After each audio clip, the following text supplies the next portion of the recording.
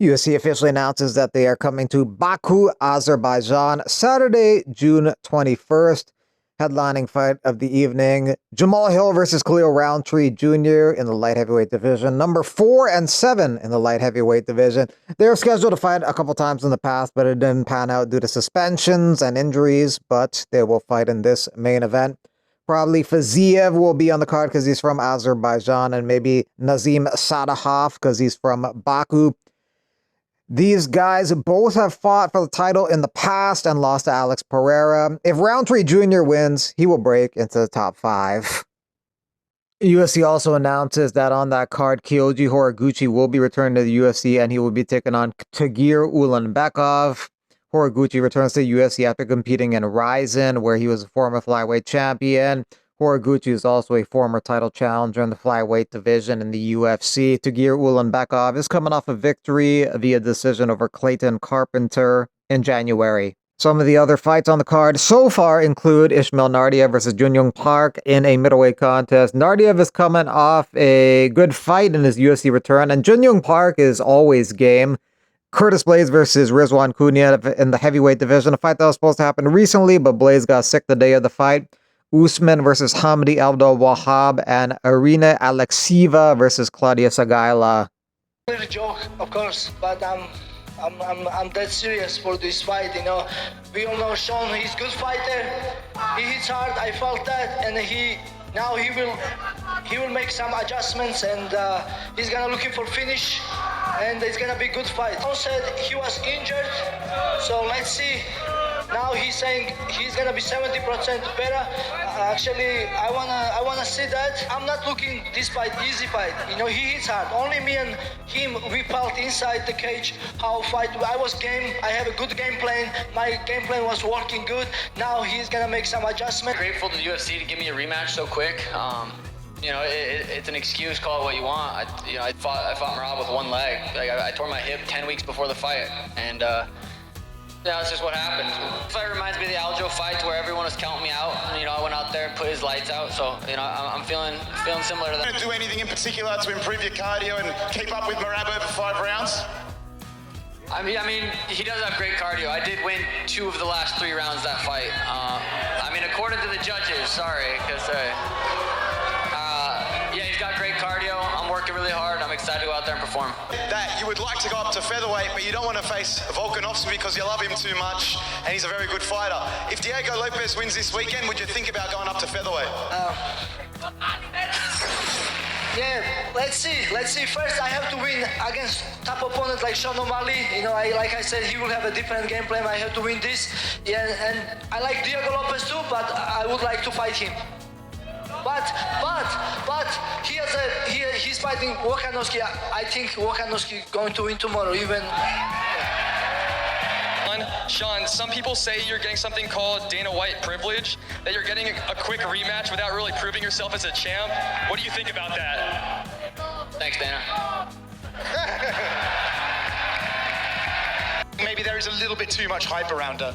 You know, I think that at the end of the day, it's very apparent that she was ducking Chris Cyborg in the PFL. I don't know anyone that would pour in that much money to one specific person like Don Davis to have her as the face of his brand, go her contract at the PFL. She was running from Chris Cyborg, everybody knows that. And of course, because she had such a big name there, she was able to jump the line in front of all these other women that had put in so much time and effort into making this bantamweight division great. So do I understand it? Of course, the machine is a moneymaker. You know, if it don't make money, it don't make sense. And at the end of the day, this fight makes sense, and that's why it's being done. I'm not ducking anybody. I'm not running from anybody. I came to the UFC because it's the best organization in the world. And according to that, you should be the best fighter in the world. And on June 7th, we're going to find out. I'm getting paid to have fun right now. I'm getting paid to put an elbow right through her skull. At the end of the day, how are you going to beat me, Kayla? How are you going to beat me? You literally are going to be, first off, actually, I wanted to know, are you okay, honestly? Because I know that you have to, like, piss blood, spit blood in order to weight drain yourself, you weight bully, to make this division in the first place. This is going to be your first fight at 135 pounds. You don't get God making that extra pound from 137 to 136. You have to make 135.0, and it's the first time that you're in a 5-round, 25-minute fight in my world. It's not the first time in a 5-round fight, sweetie. Do your homework. Okay, do your homework. You're fighting a bunch of grandmas that are ready for the freaking wheel. First I was ducking Cyborg. Now I'm fighting grandmas. First fought you. You better thank God for that extra pound. You're gonna need every little thing you can to help you. How are you and on going June to beat 7th, Kayla? How are on you going to June beat 7th, lay on top you're of me gonna 25 find out. minutes? Could the winner be the person to draw Amanda Nunes out of retirement for a massive fight later this year? The day Amanda hates Kayla more than she hates me. That's a fact. She wants nothing to do with me, and she wants to fight Kayla more than she wants to fight me, because she knows that that's a big freaking fight, and it's going to be a long night in the office, just like Kayla knows. That's why she's being a lot nicer than you guys have ever seen her before. Not the first time I fought a gold medalist. The last time I fought an Olympic medalist, I put him to sleep. So it's nothing but another day in the office for me. At the end of the day, I'm going in there to have fun. I'm a dog. I'm uncomfortable up here right now. I want to get locked inside the octagon. I want to You get fought locked a inside the 40-year-old octagon. Olympic silver medalist. You got your ass kicked. 40-year-old? You are And like then a 40-year-old. You Aren't got you like one 41 lucky years old? takedown. Pretty sure and you lie about your age. Pretty sure you lie about your age. I'm coming for my belt. Giovanna's It's gonna. not. It's we're not all your fucking belt. hurt. It's not your belt. It doesn't matter. I'm Your belt is comfortable. at PFL. I've been competing on with the your biggest 2 gold stage medals. in the world since I was 20 years old. Last time I We're checked, it gonna was find an MMA fight, not a judo match. Get your facts right, sweetie. A lot of people don't think you will stay at bantamweight for long due to the aggressive weight cut. What are your thoughts on this? I signed a contract. You know, the weight class is 135 pounds. I plan on going in there, becoming UFC champion, and reigning for a long, long time. She's scared. She's pissing blood already just thinking about it. You look hungry, Kayla. Yeah, I'm Are you hungry to whoop your ass. Yeah, 8 weeks yeah. from now, you're gonna find out. Yeah, we'll see. You look. Nothing tastes as good as gold feels. I'll tell you that. Yeah, you look like you're leaning out into the division real nice there. You're looking a little skinny. I like it. You need a walking taco, I think. Amanda Nunes fights again? You just said yes. Question for Kayla. There we go.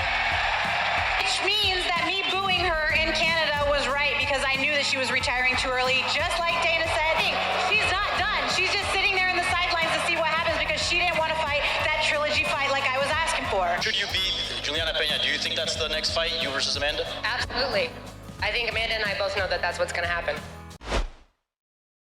No, I'm super excited to be here. It's been a dream come true, but I've been saying it for a while. You know, I'm not here for a participation medal. I'm here to be the best in the world and become a UFC champion. So I know I got my work cut out for me, and I can promise the fans one thing is I will put on the most exciting fights.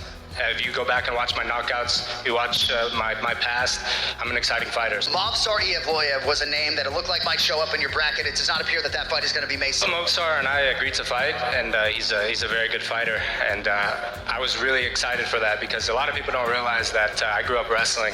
I spent a lot of time in Dagestan, Chechnya, all over the world wrestling, so I was ready to fight Movsar, and it didn't happen for whatever reason, but hopefully in the near future I could fight.